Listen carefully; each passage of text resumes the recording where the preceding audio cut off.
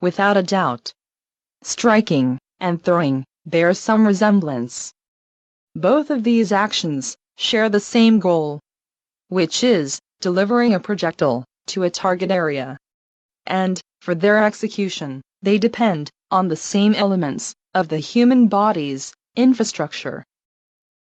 Because of these, and some other similarities, in popular understanding, these actions have fused together to the point where they are usually thought of as closely related and practically interchangeable.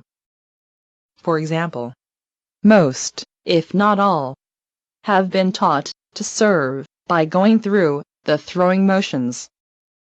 This is a big mistake, which creates and reinforces this false stereotype in the player's mind. When, in essence, striking is different from throwing, as much as riding a motorcycle is different from riding a bicycle. In striking, very different physical processes and forces are at play, and that should be made clear from the very start. Because understanding correctly what exactly you are dealing with automatically triggers the appropriate response and the right choice of actions.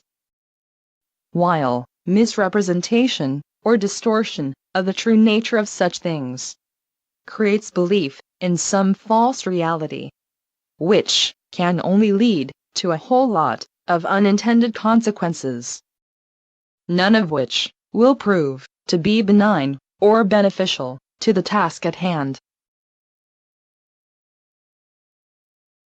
Conceptually, throwing of the ball is a very straightforward proposition. The ball is held in the hand, and in a sense, it becomes a part of your body. The hand, with the ball in it, is accelerated, creating the kinetic momentum.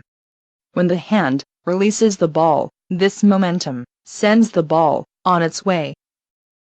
What is important to take away from this? That the momentum, which carries the ball, is the product of the thrower's physical efforts only. No other external force is involved here, except for what the thrower has managed to generate with his own muscle power, and hopefully an intelligent use of his physical assets in order to boost his performance. What is fundamentally different about the striking, and will require some major wrapping of the brain around it, is that the ball never becomes a part of the striker's body, and ultimately it is not propelled or directed by the forces which the striker generates, but it is propelled strictly by the forces which are created at the very instant of its collision with the striking implement. These collision forces are surprisingly powerful and explosive, and they surpass any forces which the human body can ever hope to deliver. As you can see in this clip, no human assistance is even necessary for these forces to form and to send the ball back at half of its incoming velocity. That is why the ball travels a lot farther by being struck than it ever does by being thrown by hand. To be able to strike the ball effectively, it is important to understand that the striker can affect the ball's behavior only indirectly, through harnessing and manipulation of these collision forces. To go back to the bicycle versus motorcycle analogy, a striker has to be free from the delusional idea which urges him to pedal harder, when all that is needed is turning the throttle.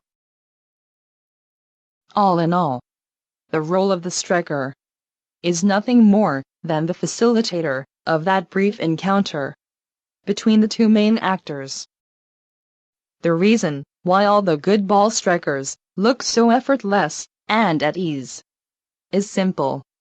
Because the job of facilitator is physically a lot less demanding, and on average, it also pays a hell of a lot better.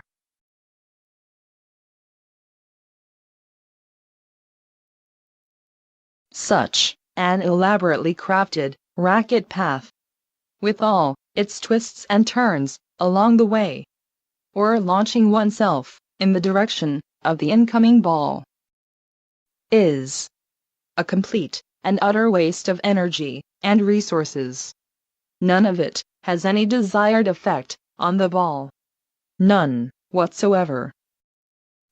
These misguided and ultimately futile attempts to manhandle the ball, instead of simply striking it, are driven by deep-rooted belief in Alice in Wonderland reality, where causes and effects are simply made up and human limitations are not even considered.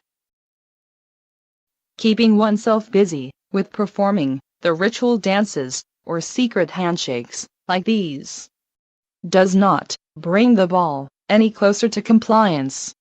It results only in ball striking, which is erratic and unreliable, the source of anxiety and frustrations. Oh, and wrinkles.